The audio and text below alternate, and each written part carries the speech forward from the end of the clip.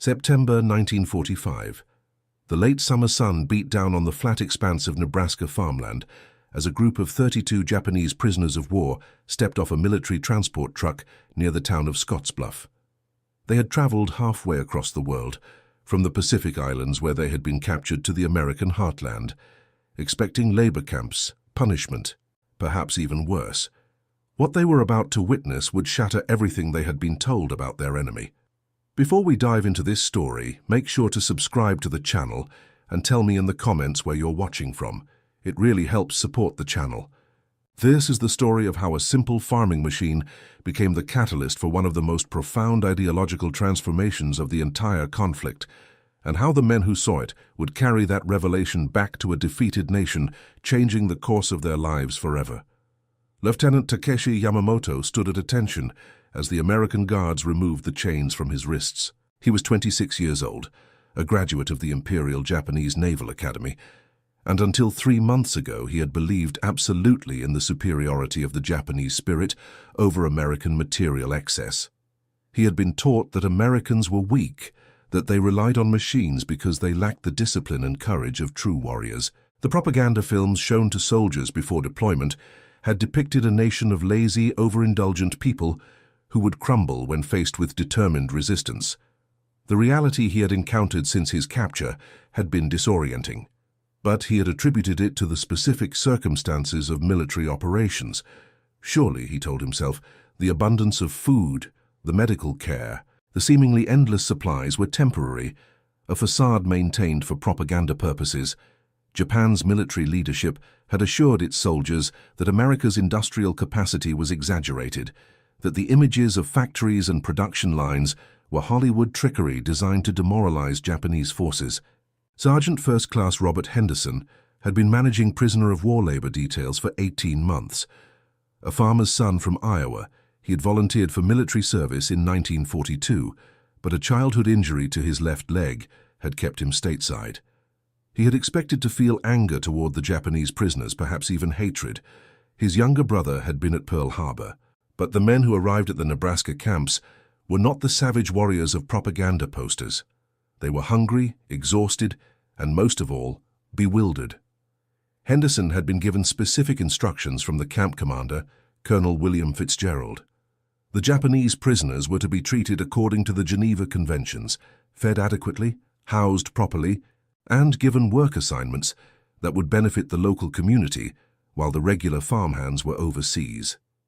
More importantly, they were to be shown, in practical terms, what American society actually looked like. It was an experiment in psychological warfare that relied not on fear but on facts. The prisoners had been assigned to work on 5 different farms in the region.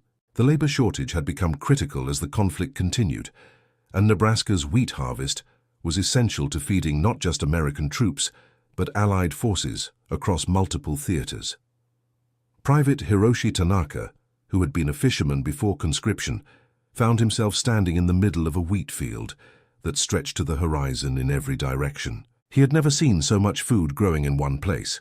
The farmer, a man named Ernest Schultz, was 63 years old and had been working this land since he was 12. His 3 sons were all serving in Europe, and his back was not what it used to be. He needed help, and he did not much care where it came from. Through an interpreter, he explained the work schedule. The prisoners would work from dawn until mid-afternoon, with a break for lunch. They would be paid a small wage in camp scrip, which could be used to purchase items from the camp store. They would receive the same meals as the guards. Tanaka listened, waiting for the other rules, the punishments, the impossible quotas. They did not come. Schultz simply walked them to the tool shed, distributed equipment, and demonstrated what he wanted done. That first day, Tanaka worked harder than required, expecting that any sign of weakness would result in consequences. But when the afternoon came, and Schultz called them in for water and rest, he realized something was different here. Lieutenant Yamamoto had been assigned to a different farm, one owned by the Peterson family. James Peterson was a broad-shouldered man of 48, with weathered hands and eyes that crinkled when he smiled. He had lost his son at Guadalcanal, something Yamamoto learned only later. Peterson treated the Japanese prisoners with neither hostility nor excessive friendliness. He treated them like workers, showing them what needed to be done and expecting it to be completed properly. The turning point came on a Thursday morning in early October. The wheat harvest was in full swing across the region, and the prisoners had spent 3 weeks working in the fields, cutting grain with hand scythes and loading wagons. It was back-breaking labor, but the food was plentiful, the accommodations were clean, and the Americans seemed to operate under a system of rules that applied equally to everyone. Yamamoto had begun to question some of what he had been taught, but his fundamental assumptions remained intact. That morning, Peterson drove up to the field in his pickup truck, followed by another vehicle Yamamoto had never seen before. It was enormous, a machine of gleaming metal and complex mechanisms that dwarfed any military vehicle Yamamoto had encountered. Peterson parked and walked over to where the prisoners were working, the interpreter beside him. "This is a combine harvester," Peterson explained. "It cuts, threshes, and cleans the wheat all in one operation. One machine could do the work of dozens of men in a fraction of the time." Yamamoto stared at the massive device. His first thought was tactical. This was clearly a war machine, something designed to intimidate. Perhaps it was a new kind of armored vehicle or a mobile artillery platform disguised as farm equipment. The psychological effect was certainly powerful. The sheer size of it, the evident complexity of its construction, suggested resources beyond anything he had imagined. Corporal Kenji Sato, who had been an engineering student before the conflict, approached the machine with scientific curiosity. He examined the cutting blades, the internal mechanisms visible through access panels, the grain elevator that lifted the harvested wheat into a storage bin. Peterson, seeing his interest, opened the machine fully and began explaining how it worked. Through the interpreter, Peterson detailed the engineering. The combine used a gasoline engine to power multiple systems simultaneously. The header cut the wheat stalks. The threshing drum separated the grain from the chaff. Screens and fans cleaned the grain. The entire process happened continuously as the machine moved through the field. A single combine could harvest more than 40 acres in a single day. Sato translated for the other prisoners, his voice growing quieter as the implications became clear. 40 acres per day. One machine. He did some quick calculations. A good worker with a hand scythe might manage half an acre per day in ideal conditions. This machine was replacing not dozens, but potentially hundreds of workers. And then Peterson said something that changed everything. He explained that this combine was not new. It was a 1941 model, already 4 years old. He explained that these machines were common across American agriculture, that there were thousands of them, that they had been in use for years before the conflict began. This was not a special military development. This was simply how Americans farmed.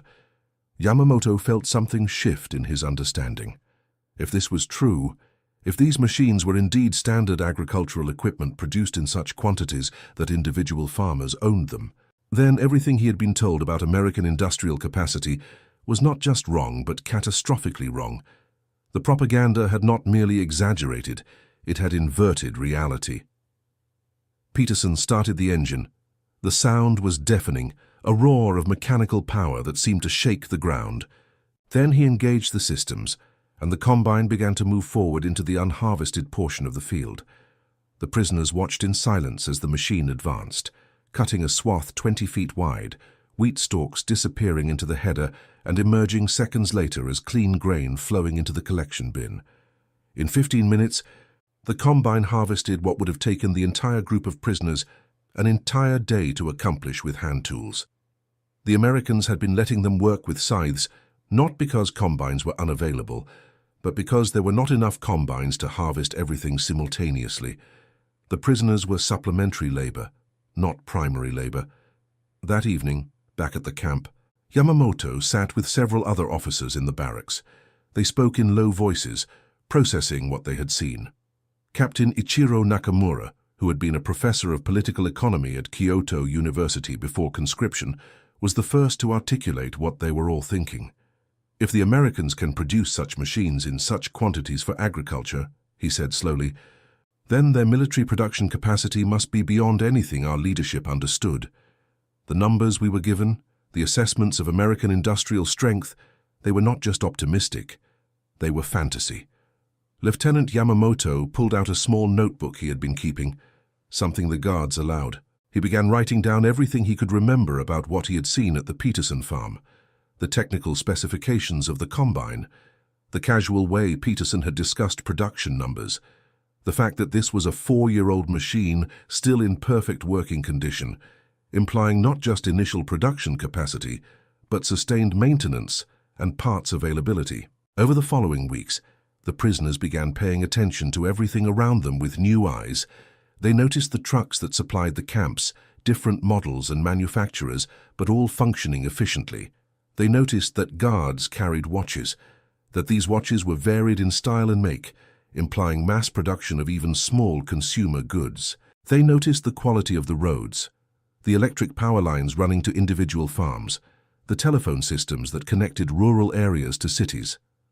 Private Tanaka, working on the Schultz farm, witnessed another revelation. Schultz received a delivery of spare parts for a tractor, ordered through a catalogue. The parts arrived within 3 days, shipped from a warehouse 600 miles away. Tanaka understood logistics. He had seen how difficult it was to get critical supplies to Japanese forces on remote islands, and here, civilian farmers could order mechanical parts through the mail and receive them in days. The interpreter at the camp, a second-generation Japanese-American named George Takahashi, had initially been viewed with suspicion by the prisoners. He was ethnically Japanese but culturally American, and the prisoners had been taught that such people were traitors to their blood. But Takahashi was patient, and gradually the prisoners began asking him questions. Takahashi explained that there were hundreds of thousands of Japanese Americans living in the United States. He explained that while many had been relocated to internment camps during the early years of the conflict, a controversial policy that many Americans opposed, those who lived outside restricted zones continued their lives, ran businesses, attended schools. He explained that his own parents had immigrated 30 years earlier, that his father had started a small grocery store, that both his brothers were serving in the United States military in Europe. This confused the prisoners more than almost anything else. How could a nation allow ethnic Japanese to serve in its military while fighting against Japan? How could the society be organized around anything other than racial hierarchy and blood loyalty? The answer, Takahashi explained, was citizenship based on shared political ideals rather than ethnicity. It was a concept that required explanation because it contradicted everything the prisoners had been taught about how societies must naturally be organized. In November, as the weather grew colder, the prisoners were given work assignments helping with the corn harvest. This introduced them to another machine, the corn picker, which was somehow even more impressive than the wheat combine. The mechanical ingenuity required to strip ears of corn from standing stalks, husk them, and collect them in a single operation suggested an engineering culture that prioritized efficiency and innovation at every level. Peterson invited several of the prisoners, including Lieutenant Yamamoto, to join him for lunch one afternoon. His wife, Margaret Peterson, served beef sandwiches, fresh bread, vegetables, and milk. The quantity of meat alone would have been remarkable, but what struck Yamamoto was the casualness of it. This was routine, daily fare, not a special occasion. The United States produced so much food that even during a global conflict, civilians ate better than Japanese officers had in peacetime. During that lunch, Peterson told them about his son. Michael had been 19 when he was taken at Guadalcanal. He had been excited to serve, Peterson said, believed in the cause. Margaret Peterson's eyes were red, but her voice was steady. She said she did not hate Japanese people. She hated the conflict. She hated that young men from both nations were being consumed by decisions made by leaders far from the fighting. Yamamoto did not know what to say. In the imperial military, such sentiments would have been considered dangerous, possibly treasonous. Yet here was a woman who had lost her son speaking not with anger but with grief that transcended nationality. It was profoundly unsettling. By December, the prisoners had been in Nebraska for 3 months. Camp Scottsbluff, officially designated as Prisoner of War Camp 308, housed 800 prisoners, including the original group that had witnessed the combine harvester. Word of what they had seen had spread, and discussions in the barracks became increasingly focused on the implications. Sergeant Henderson had noticed the change in the prisoners' demeanor.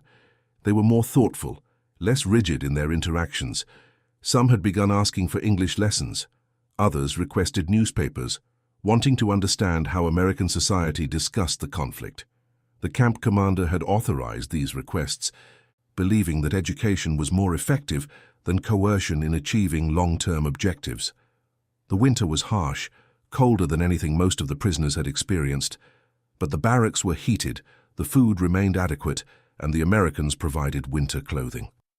The contrast with conditions in the Imperial military became more apparent with each passing day.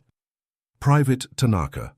In a letter he was allowed to write home, though it would not be sent until after the conflict ended, described the surreal experience of being better fed and housed as a prisoner than he had been as a serving soldier.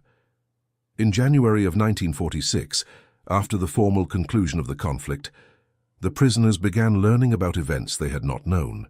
The atomic devices used against Hiroshima and Nagasaki, the scale of casualties, the unconditional terms of Japanese agreement to end hostilities, the occupation of Japan by American forces.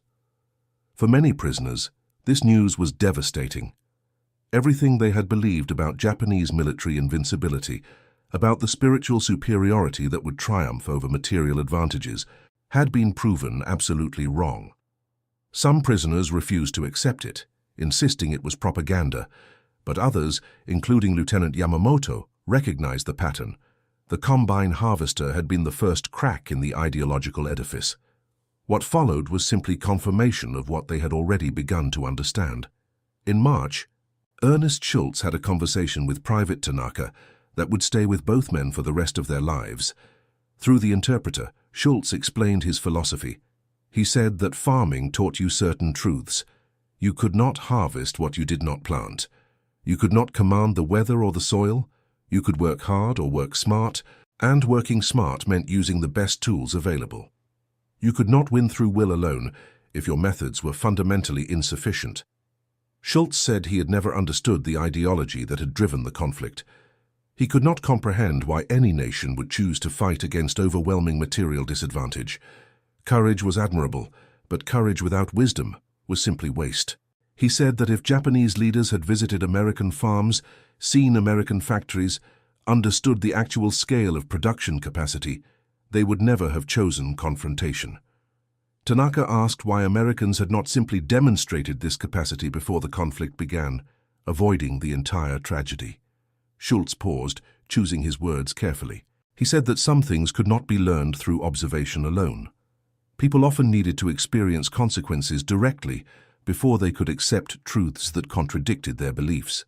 It was a failing of human nature, not specific to any nation.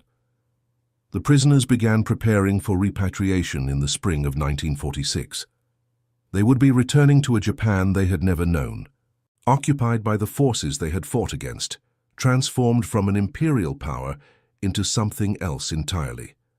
Many were anxious about what they would find. Lieutenant Yamamoto was scheduled to return in April. Before leaving, he asked Sergeant Henderson if he could speak with Farmer Peterson one final time. Henderson arranged it, driving Yamamoto out to the Peterson farm on a Saturday morning.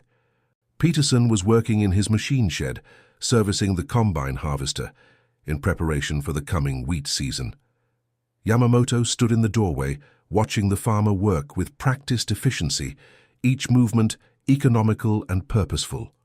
Through an interpreter who had accompanied them, Yamamoto thanked Peterson for his treatment over the past months. He said that the experience had been educational in ways he was still processing. He asked Peterson what he should tell people back in Japan about what he had seen. Peterson straightened, wiping grease from his hands.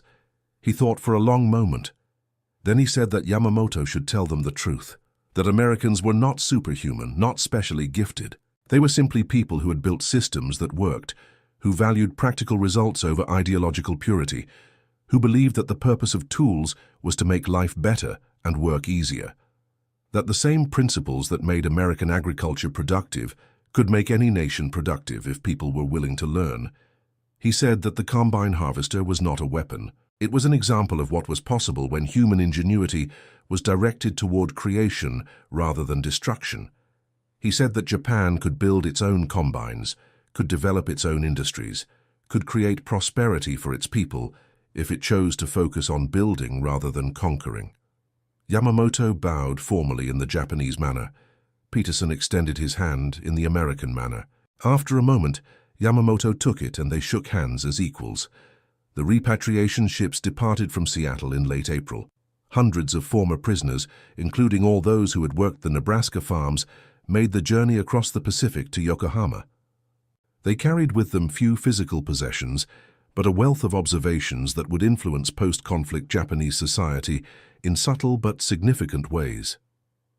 Private Tanaka returned to his fishing village to find it largely destroyed by American air operations. He worked initially as a day laborer, but within 3 years had saved enough to purchase a small motorized boat. Applying principles of mechanization, he had learned watching American farmers. His fishing operation became one of the most productive in the region, and he became an advocate for modernizing Japanese fishing practices.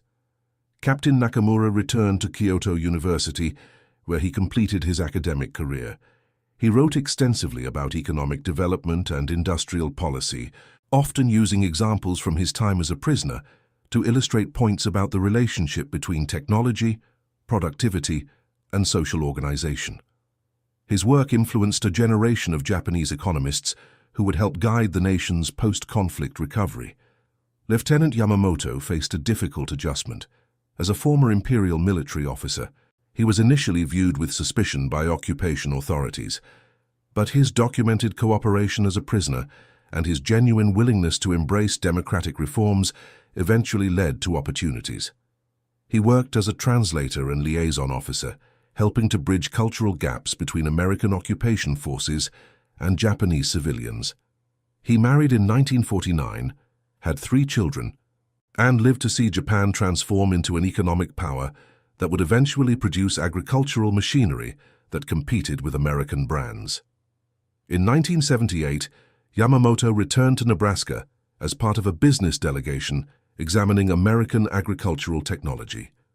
The Peterson farm was still in operation, now run by James Peterson's grandson, who had been born after his uncle Michael's passing during the conflict. The original combine harvester had long since been retired, replaced by models far more advanced, but the grandson had kept it in a barn, a piece of family history. Yamamoto stood before the old machine, now silent and still, and remembered the morning in 1945 when it had shattered his certainty. He remembered believing it was a war machine, unable to comprehend that such engineering could be devoted to anything other than destruction. He remembered the slow, painful process of understanding how fundamentally wrong his education had been about the world beyond Japan's borders. The combine harvester had been neither kind nor cruel. It was simply a machine, a tool built for a specific purpose, operating according to principles of mechanical advantage that transcended nationality or ideology. But in demonstrating those principles so dramatically, it had accomplished what propaganda and coercion could never achieve. It had forced confrontation with reality. Sergeant Henderson, who had retired from military service and become a teacher, corresponded with several former prisoners over the years. In letters exchanged through the 1950s and 60s, they discussed their wartime experiences with a frankness that would have been impossible during the conflict itself. Henderson wrote about his initial prejudices, his surprise at discovering that Japanese prisoners were neither devils nor supermen, but simply men. The former prisoners wrote about their ideological transformations, the difficulty of reconciling their wartime beliefs with post-conflict realities. One letter from Private Tanaka, written in careful English he had taught himself, described taking his teenage son to see a Japanese-manufactured combine harvester at an agricultural exposition in 1962. He had explained to his son that machines like this had once seemed magical to him, impossible products of a civilization he had not understood. He had told his son that the greatest lesson of his life was that understanding required humility, that ignorance compounded by certainty was the most dangerous combination possible. The farmers of Nebraska who had employed Japanese prisoners spoke little about the experience in the immediate post-conflict years. It was politically complicated, emotionally difficult, and the community was divided about whether it had been appropriate to show such consideration to former enemies. But as decades passed, and perspective lengthened. Many came to view it as a worthwhile experiment in demonstrating values, rather than merely asserting them. Ernest Schultz, in an oral history recorded shortly before his passing in 1973, reflected on his decision to treat the Japanese prisoners as workers rather than enemies. He said that he had been skeptical initially, concerned about security and ideology, but he had come to believe that showing people how ordinary Americans actually lived was more powerful than any propaganda could be. He said the combine harvester had been just a tool to him, but watching the prisoners' reactions had made him see it differently as a symbol of a productive rather than destructive civilization. The story of Japanese prisoners encountering American agricultural technology became a minor footnote in the broader history of the conflict, rarely discussed in official accounts or academic studies. But for the individuals involved, it remained a defining experience, a moment when abstract concepts became concrete realities, when ideological certainties confronted practical facts, and when the future became possible to imagine differently than the past. The combine harvester, that imposing machine that had once seemed like an instrument of conflict to men trained to see struggle everywhere, was simply doing what it had been designed to do, harvesting wheat efficiently in the Nebraska sun, feeding a nation and its allies, demonstrating through its very existence that human ingenuity could be directed toward creation as readily as toward destruction. And perhaps that was the most subversive lesson of all, that the same principles of engineering, organization, and production that could build terrifying instruments of conflict could also build machines that fed millions. That industrial capacity was neither inherently good nor evil, but reflected the purposes to which it was directed. That a nation's true strength was measured not just in its ability to destroy, but in its capacity to create, sustain, and improve the lives of ordinary people. The prisoners who witnessed that demonstration returned to Japan carrying seeds of understanding that would grow in unexpected ways. They became businessmen, teachers, engineers, and civil servants in a nation that would rise from defeat to become one of the world's most prosperous societies. Whether their experience in Nebraska directly influenced that trajectory is impossible to quantify. But those who lived through it believed it mattered, believed that seeing American productivity firsthand had planted doubts about militarism and certainty about the value of peaceful development. The combine harvester stands as a reminder that sometimes the most effective challenges to dangerous ideologies come not from arguments or force, but from simple demonstrations of alternative possibilities. That showing people what life could be like is more powerful than telling them what to think. That technology devoted to improving human welfare creates more lasting change than technology devoted to dominating others. And that concludes our story. If you made it this far, please share your thoughts in the comments. What part of this historical account surprised you most? Don't forget to subscribe for more untold stories from World War II and check out the video on screen for another incredible tale from history. Until next time.